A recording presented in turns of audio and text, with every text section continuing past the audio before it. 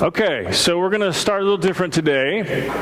Confession time. How many of you made New Year's resolutions? I won't ask what they are. Oh, come on now. Come on. 5 of you? 6? 7? Oh, all right, there's some hands going up. Okay. I'm not going to ask what they are. All right? So before I tell you a couple of things, I want to tell you that I'm cheering for you. All right? Whatever your resolution is, if it has to do with exercise or spending more time with family, whatever it is, I want you to know I'm for you. And I think you can do it. Push forward, keep going, don't give up. All right? And we'll celebrate this time next year you did it. Now, I want to share with you some statistics. Statistically, what they say, whoever they are, is by the middle of February, 80% of all resolutions have been broken. Ugh, that's not very good. So if I were to ask you what percentage of people keep their resolution for the whole year, what would you say? 5, 10, 2, 5. You're bouncing all around it. It is 9.2%. Okay? 9.2%. Now, what that says is if you have kept a resolution for a whole year, you're in the top 10%. You go, you're awesome. You model for us, all right? And so one more statistic that I thought was interesting, that those who are in their 20s are twice as likely to keep their resolution as those of us who are over 50. I guess we just get to the point where, I'm going to do it anyway, so I'll just give in, right? I don't know. All right, so all of that to say, in spite of the fact that most of us cannot keep resolutions, no matter how much we want to change or what we want to do or who we want to become, I want to make it very clear today that you are valuable to God. Right? Let me say it again. You are valuable to God. And it doesn't matter how many resolutions you fail at keeping. It doesn't matter how unfaithful you are to those resolutions. It doesn't matter if you don't become who you think you're supposed to become. You are valuable to God. So I want us to look at the 139th Psalm today and ask you to turn there with me. And we're going to do it a little differently. We're going to divide it into 3 sections. We don't have time for the whole thing. But we're going to look at it in 3 different parts, 1 through 6, 7 through 12, 13 through 16. Okay? So we're on page 621 if we're using the Pew Bible. This is a Psalm of David, a man after God's own heart. We don't know the occasion of it, but David teaches us some very fascinating things about God and his relationship to humanity. Right? So I want to point out today 3 ways that you are valuable to God. Okay? So verse 1, you have searched me, Lord, and you know me. That word search means to probe. And so what David said is, you have searched the inmost part of me and every part of me, and there's nothing about me that you don't know. Okay, now process that for a minute. There is nothing about your life that God does not know. No matter how dark the closet is that keeps the skeletons, there is nothing in your life God does not know.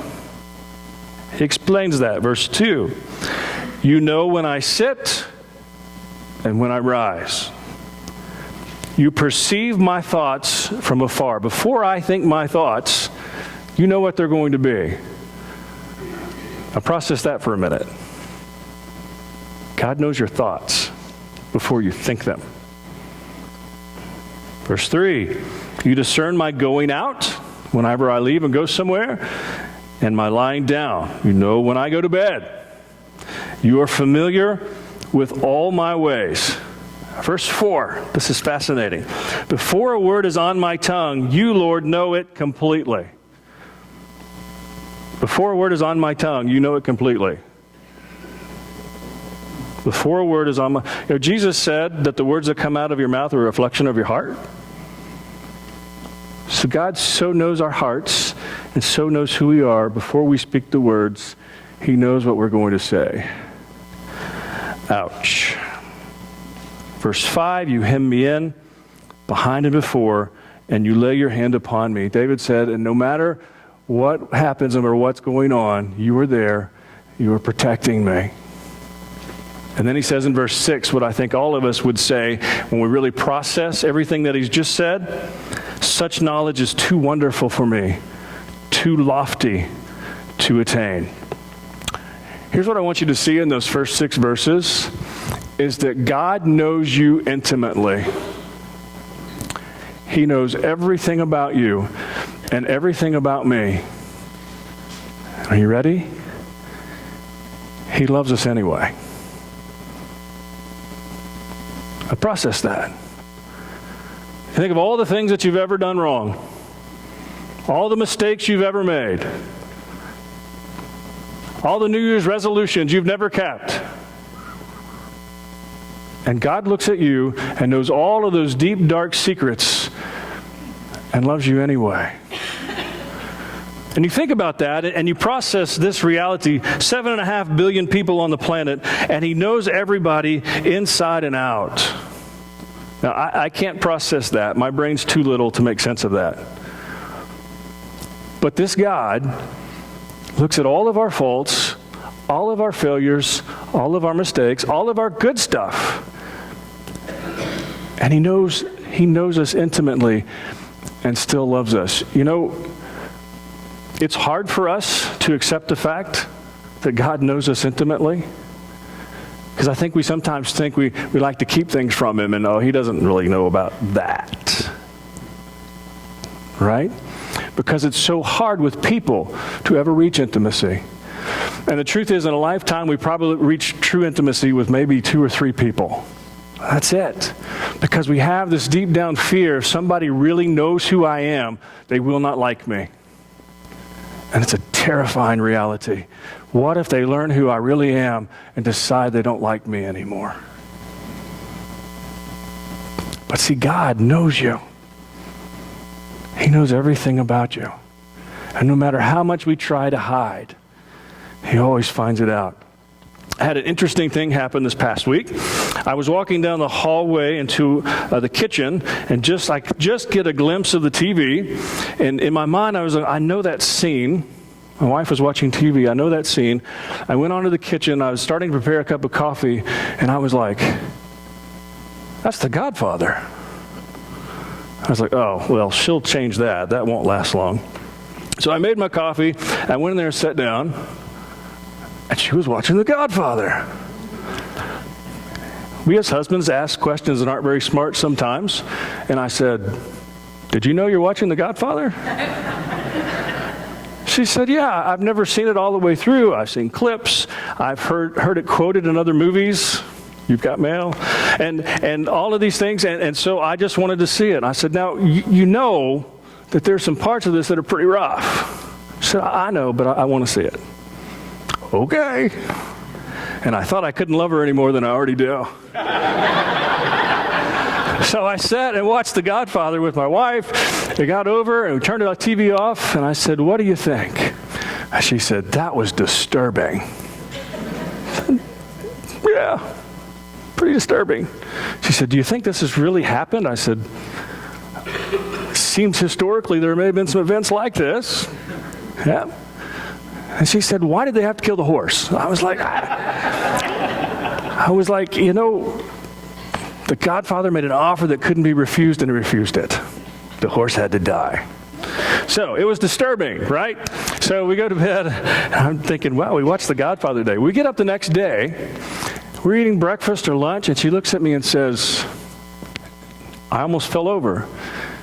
Is Godfather 2 any good? I said, yeah, it's a little different. You know, it tells the story of Vito and Michael and compares them side by side, but it got a lot of awards. Same kind of movie. So I want to watch it. All right. So we watched Godfather 2. I'm falling deeper in love. So anyway, we watched Godfather 2. And the reason I'm telling you this story is because in Godfather 2, there is a scene. If you are not familiar with the Godfather, you don't ever betray the family, whether it's blood family or mob family. You don't ever betray the family, all right? Because you will end up, as they say, swimming with the fishes. Well, in this scene, Michael Corleone is the Godfather. He is in Havana celebrating New Year's, and it dawns on him that his brother, Fredo, is the one who's betrayed him. So he grabs Fredo by the cheeks and gives him a big, long kiss on the lips, looks in the eye and said, Fredo, I know it's you. All right? So eventually, Fredo's demise comes towards the end of the movie. Everybody knew that was going to happen, et cetera, et cetera. But the truth is that Fredo hid who he was for so long. But eventually his brother found out, and he couldn't hide anymore. And the reaction was, he's going to die. Now hear me when I say this. There is nothing you have ever done that God Almighty doesn't know.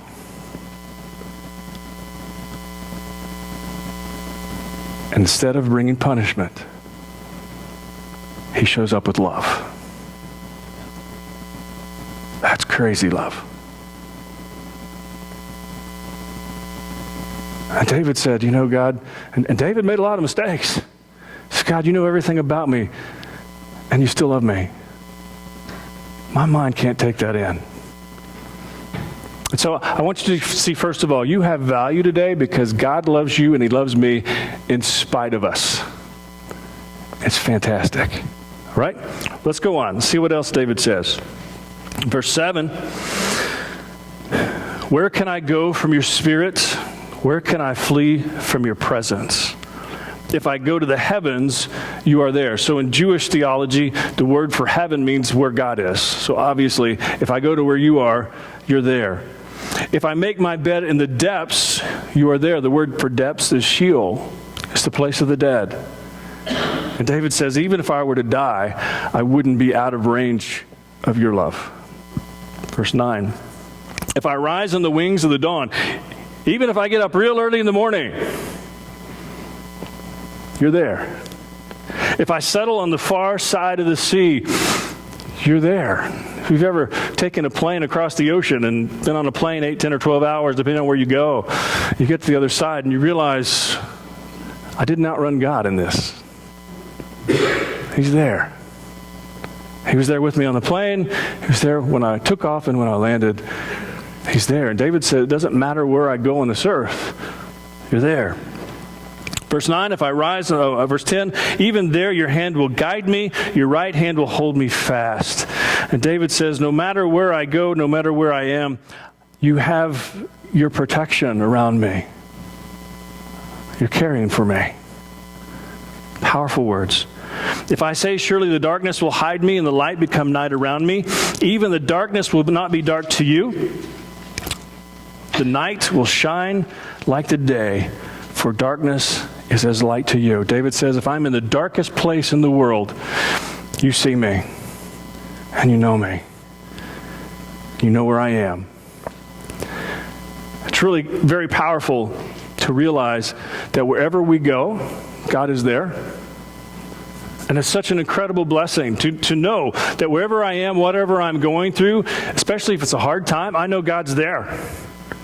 God is with me.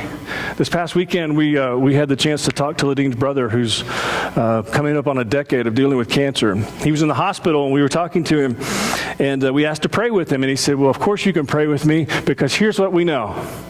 The doctors and the nurses are great, but they're not the key to this. God is. And then he said something that was just incredibly powerful. He said, we trust him whatever he chooses to do. It's like, wow. Wish I had that faith when I had a flat tire. You know? But he knows that God's there. And I think that there's really two sides to this coin. There's the one side that wherever I go, whatever I'm going through, God is there and he knows what it is and he knows what I'm feeling. He knows what's going on inside of me. But the flip side is whatever I do, wherever I am, God is there, which brings a great deal of responsibility. And God knows what I'm doing. I'm not hiding anything from him. I'm not getting away with anything. He knows all about it. So wherever I am, whatever I'm doing, God is present. And so David he had this realization that, you know what, I can't get away from God. And I'm so thankful that his protection is there. He's with me wherever I go. But it also brings this responsibility with it. And so Jesus in Matthew 10, he was talking to people about being afraid. And he said, 2 sparrows are worth a penny, to use our terminology. Basically saying sparrows have absolutely no value to humans in this world. And he said, but not one will fall from the sky without the Father knowing it. He said, aren't you more important than the many sparrows? So we go through this journey of life, and God knows where we are, knows what we're doing, and is there with us. He is faithfully present. Still loves us. So we have value because God is always with us and always caring for us. So David, one more thing he shares with us. We'll go with 13 through 16. For you created my inmost being. You knit me together in my mother's womb. I praise you because I am fearfully and wonderfully made. Your works are wonderful. I know that full well. My frame was not hidden from you when I was made in the secret place. When I was woven together in the depths of the earth, your eyes saw my unformed body. All the days ordained for me were written in your book before one of them came to be. David says something that is so important for us. Okay, so going back to resolutions that are broken and God loving us in spite of all of that, he says, listen, you created my inmost being. It's interesting that the Hebrew word for inmost being is kidney. In a Jewish mind, that was the inmost parts of you. And I am wonderfully made. You knit me together in my mother's womb. My grandmother was a knitter.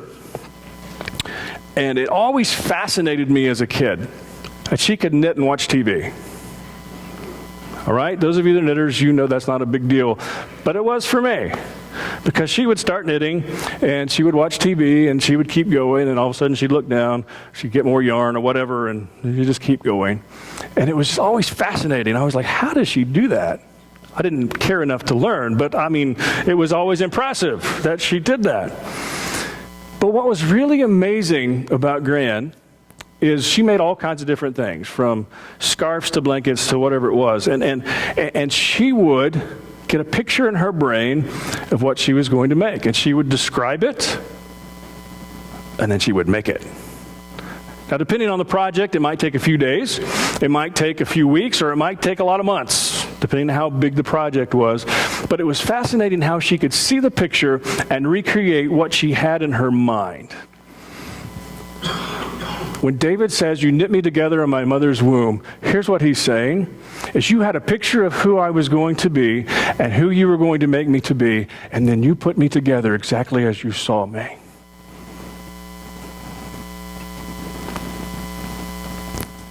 Hear the obvious conclusion from that? God made you exactly as he wanted you to be. He put you together just like you're supposed to be. Did you realize that 7.5 billion people on the planet, you are the only one exactly like you? That looks like you, has your gifts and talents, has your abilities, your personality. You're the only one. And so we worship this God who took the time and took the energy and took the effort to put us together exactly like he wanted us to be. Now I know, sometimes we look in the mirror and see, God, what were you thinking? With this noggin, I should be 3 inches taller, right?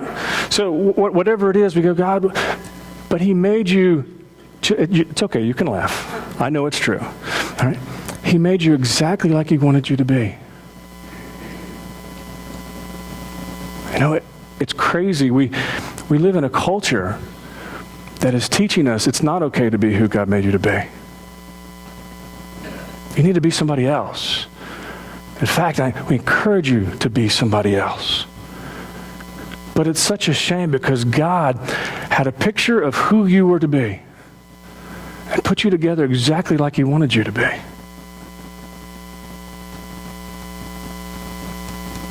Because you matter. Because there's nobody else like you. I think one of the obvious conclusions in this is why we're pro-life. You know, if God takes the time and the effort to put somebody together, then we should respect God's handiwork. And I want to encourage you, when you look in the mirror today, respect God's handiwork. You know what David said? I know what you make is wonderful. But I want to tell you about two words there. If you look back at the passage, it says, you are fearfully and wonderfully made. Those words can also be translated this way. You are awesomely and uniquely. Awesomely and uniquely. God loved you so much that He spent time on you to make you just like you are. Be proud of it. Be proud of it. It doesn't mean we can't improve ourselves. It doesn't mean those, but be proud that God made you to be you. There are things on this planet that you can do that nobody else can. Do it. You have incredible value before God. And I know we come to this time of year, and what we do typically is we think of all the things that are wrong with us and how we want to fix them. We pledge to get more organized. We pledge to lose weight. We pledge to work out. We pledge to spend more time with family. We pledge to work hard. Whatever it is. And we look and we focus on our deficiencies. And again, it's not bad to improve. But sometimes we're trying to trump what God did. We're trying to say, God, I have a better plan for me than you had. But good grief, He spent time on you because you have value and you matter. And it's not just because I say it, it's because the Scripture makes it clear. You matter to God. So celebrate who you are, celebrate being His child, and celebrate who He made you to be. And I want to give you permission to be you. It's okay to be who God made you to be. Let's pray.